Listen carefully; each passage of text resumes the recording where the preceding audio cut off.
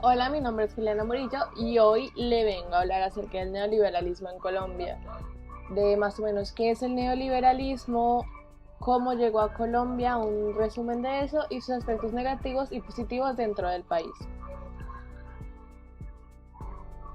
Bien, el neoliberalismo, ¿qué es el neoliberalismo? Se considera como la no intervención del Estado en la actividad económica de un país o propone la mínima intervención posible del Estado en la economía y la máxima libertad posible para los agentes económicos. Para el neoliberalismo, el Estado debería cumplir únicamente sus funciones fundamentales como organismo que rige dentro de la sociedad, de modo que se opone la intervención en el funcionamiento de la economía, para así mantener a raya las regulaciones e impuestos al comercio de las finanzas. La globalización necesita este neoliberalismo, es decir, que es necesario actualmente. ¿Por qué? Porque esta globalización se define como un proceso económico, tecnológico, político, social y cultural a escala mundial que consiste en la creciente comunicación e interdependencia entre los países.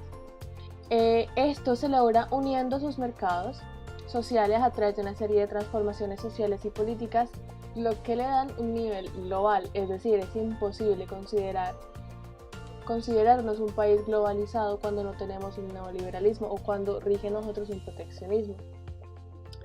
Y es complementario con la globalización y el capitalismo, ya que la expansión del sistema capitalista como una respuesta a la caída de los sistemas comunistas, junto con los principios propios del neoliberalismo, como la limitación del Estado frente a las políticas económicas o la oposición a las regulaciones o aranceles, todo esto bajo un esquema del libre comercio, ha ido provocando una unidad económica mundial con fronteras cada vez más abiertas y mercados comunes cada vez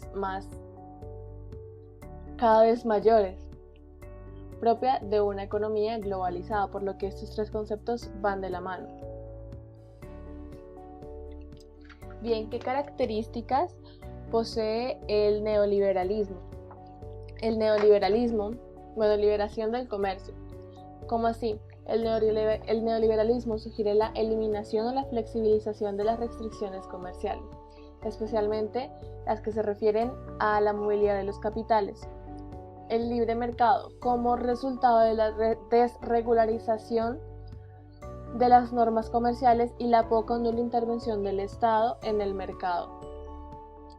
Este libre comercio funciona bajo la ley de la oferta y de la demanda, en la que el Estado no es el que fija el precio de los productos, sino directamente los compradores y los vendedores.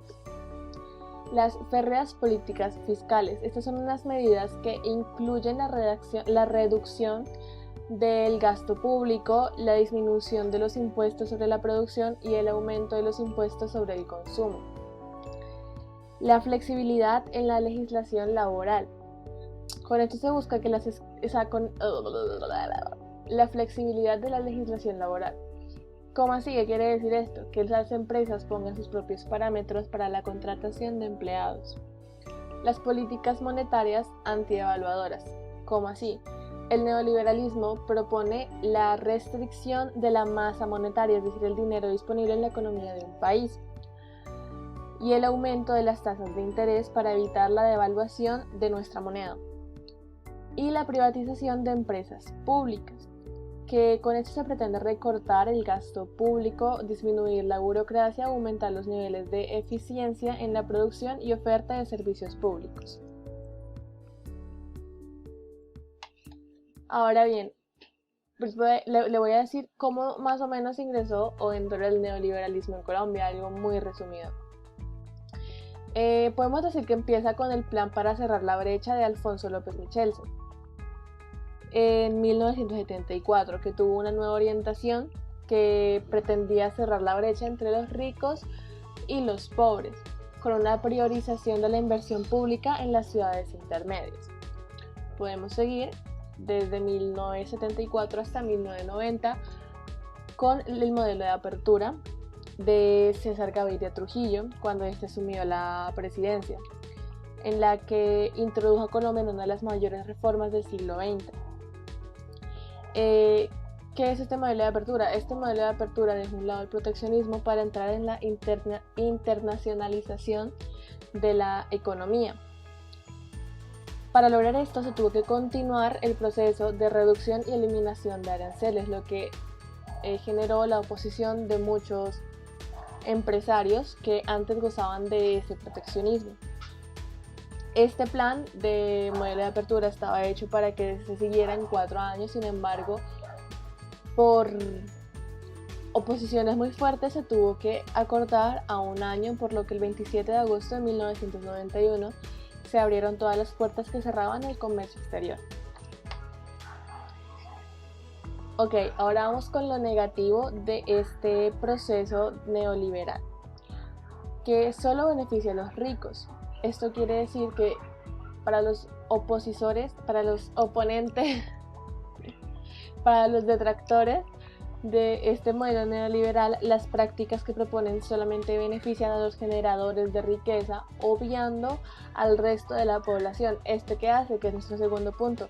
Esto profundiza la brecha social que existe entre pobres y entre ricos. Otro aspecto negativo es la contratación laboral, ya que la flexibilización en cuanto a la contratación laboral puede traer consecuencias negativas para los trabajadores, como bajos salarios, contratos desventajosos, ausencia o limitaciones en los beneficios económicos, entre otras. La privatización de los servicios públicos, que puede traducirse en tarifas más altas para la población, lo que podría perjudicar a sectores más vulnerables. Podría haber un mayor desempleo.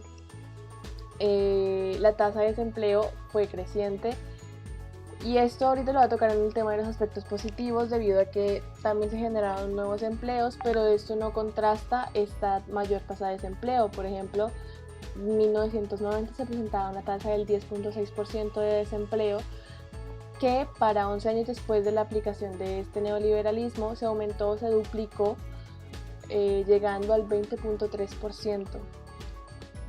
Esto ocurre debido a la incapacidad del Estado para poder generar nuevos empleos.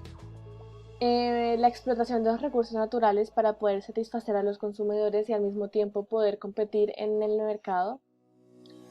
Y también limita el crecimiento de las empresas emergentes, ya que estas tienen que competir frente a grandes compañías, a veces hasta compañías internacionales, las cuales el consumidor obviamente prefiere.